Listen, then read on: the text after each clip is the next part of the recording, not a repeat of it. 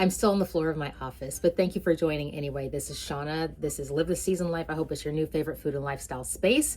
And I am still working on my planner. And in this process, I came up with a few things that I wanted to share with you, hopefully to encourage you as you go through your planner journey, things that I've learned in this process that are just items that I have to remind myself constantly as I'm going through this, because this is a multi-day process for me, and you're going to understand why in just a moment. But first, again, thank you for being here. If you find any of these tips helpful, I would ask that you just hit that like button and be sure to share and subscribe so you can join the Live the Season Life family. Real quick, before I really get started, I am wearing my romper from Dianu. I've had it for a number of years. I'll link it down below. Absolutely love it. I get compliments on it all the time. It's super cute. Just a little cute romper situation here from Dianu.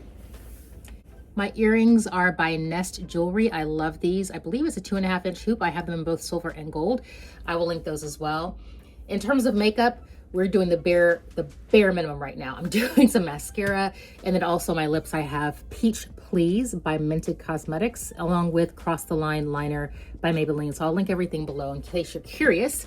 But I really wanted just sort of a natural look. I'm out running errands and taking kids here and there today, so I didn't really need to be fussy. Oh, my hair is held up with hopes and dreams. So that's what we're doing today with the hair. But let's get started on the planner stuff. First and foremost, one thing that I have to constantly remind myself of is the fact that organizing your planner is a work in progress. I would love to sort of create this beautiful planner and do all the sections and everything and have it perfect and ready to go in the span of an hour. But that is not the process. What I'm finding in this process is as I'm going through and organizing things and creating sections, I'm finding there are certain sections that actually aren't as meaningful to me as I thought they would be. So I'm having to take them out or merge them with other sections to make sure that it fits. Perfect example. I was trying to create a full section devoted to to-do lists in the front of my planner. What I found is that is frustrating to me because I have to take too many swipes back and forth to get to what I need. So I've now changed my to-do into the section where I have my actual schedule. So when I open up for the day, I can see right then, here's my to-do list, and I can choose from that list the things that I want to complete today versus things that I want to push off until tomorrow or next week or another day. Bear in mind, it takes time to figure out the planner system that's going to work best for you, and give yourself grace to go through the process in using your planner to figure out what works best for you. And don't be afraid to change something up if it's not working, okay? Don't mind me, there's still elements of me working from my floor here, like my recycling bin as I'm kind of going through and switching out sections, but just ignore it. Just pretend it doesn't exist, okay? That actually builds me into my next thing, which is, as you're going through your process of figuring out what works for you, build your planner based on your inclination. And actually, I do advise this to a certain degree if you're brand new to planning. Watch some content creators that have planners that look magnificent in your mind and try to replicate that, but just to give you a starting point for establishing your planner. Once you have that starting point in place, you can always go back and edit sections to make sure that it actually fits your lifestyle. So you have to build it towards your inclination. If your inclination is to get up every morning and look at a to-do list, then make a section that's just for to-do lists, if that works for you.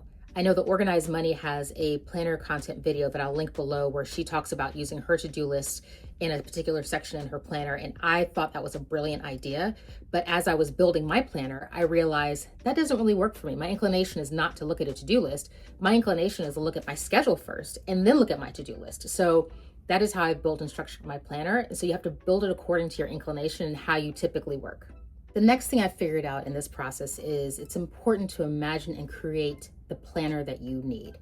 What I mean by that is it's very easy to go out to the store and purchase all these planner pages and all these, specific pre-formatted documents and sheets. There are tons on Etsy, there are tons online, there are tons from different companies like Happy Planner, for example, but they don't all work the same. So for example, I have 3 different planner sheets here, okay? This one has the time along the side, and then of course, for each date, so you can kind of time block your day. There's this type here where it's just the calendar. And if that works for you, where you can just, see the calendar at a glance and be able to sort of write in each block what it is that you're doing, what you have going on.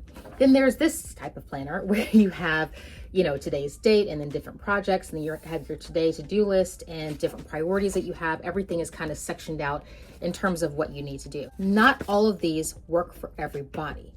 So what I've found for myself is what I prefer to do in my inclination, what helps me the most, is to have a time-based, similar to this guy, is to have a time-based system where I can kind of time block things out, and I can go through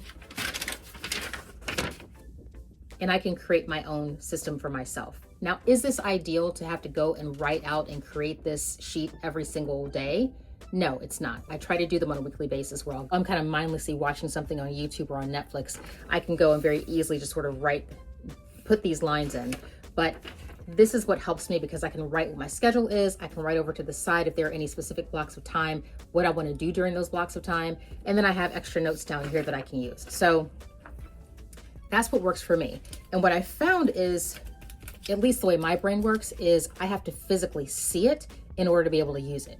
So I'm going to continue to use this sheet that I have created until I find something on the market that works for me. If I choose to purchase something, I don't have to. I can do this for the rest of my life if I want to. But I love having this sort of, gridded paper that I can use and kind of have everything lined up for me. That's what works for me.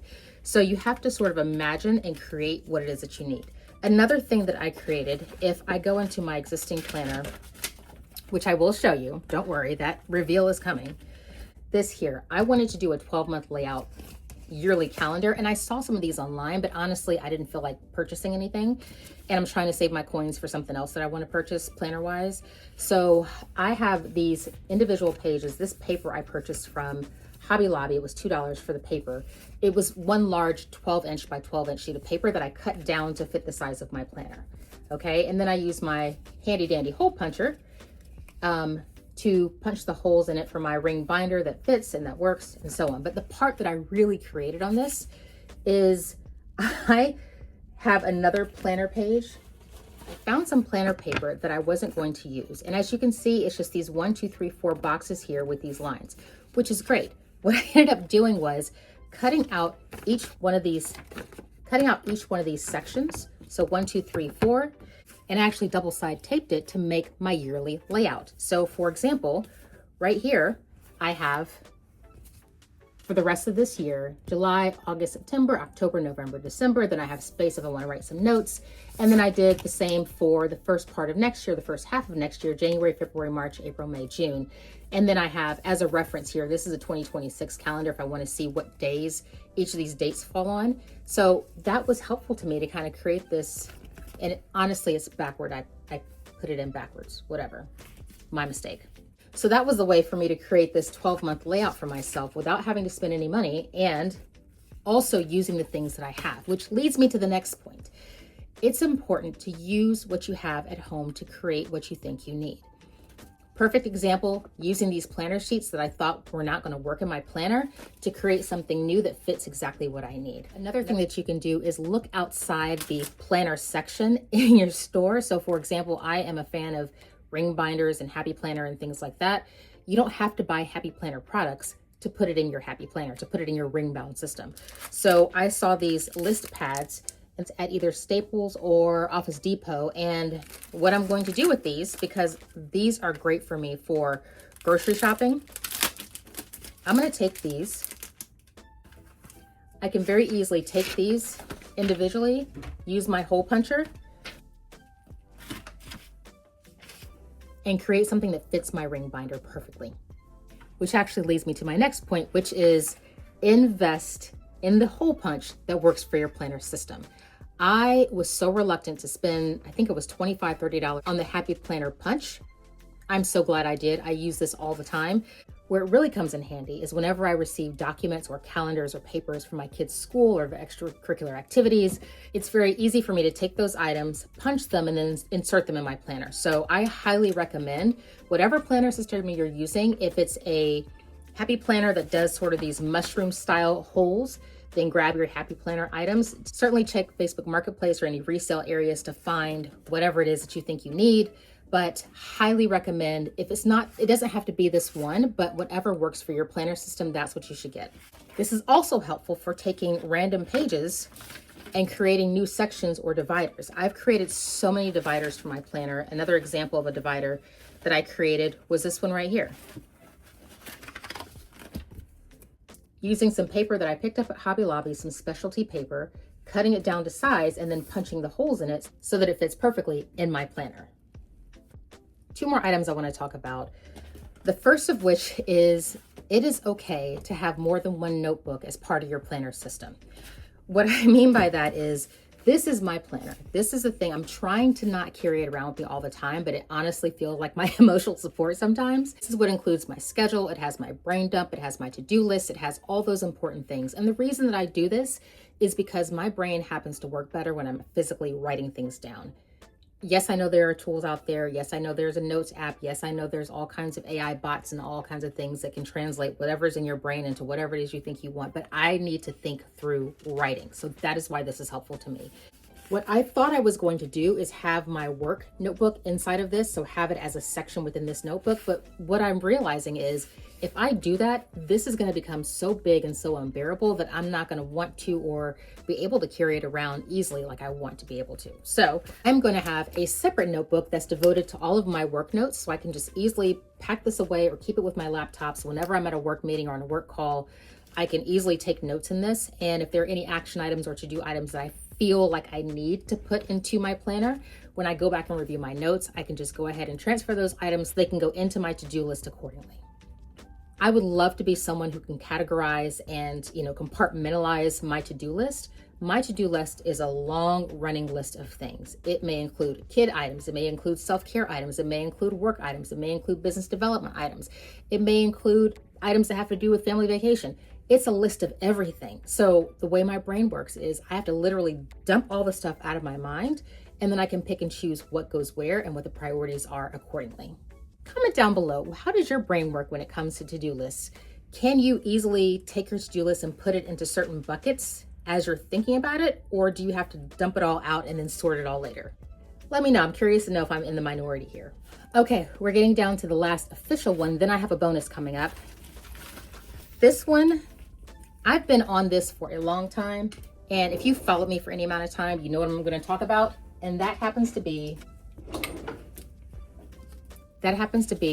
my collection of erasable pens. Okay, I am a huge, this is an erasable highlighter. I am a huge fan of erasable pens because what it allows me to do is, as I'm going through and writing things in my planner, if I make mistakes or if I have something I need to change around or move, I can just erase it and move along. Yes, you have whiteout, but I'm not a whiteout kind of girl.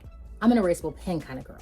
So I always keep in my pen case my assortment of erasable pens in various colors, and I have repurchased these so many times. I'll link them down below. It is the Pilot Friction, and it comes in a pack with all these colors. There are larger packs available as well, but I have them on me at all times. But I always also keep a traditional or conventional pen with me, because if I need to write something down as like an official document or an official signature or what have you, I want to make sure that I write it in a conventional pen if that's what's necessary. So erasable pens are my friend. It allows for me to have the most incredible planner experience because, like I said, if I make a mistake or if I want to move something from here to there or over where, I can do that very easily. Just erase it and just move along to whatever you need to do.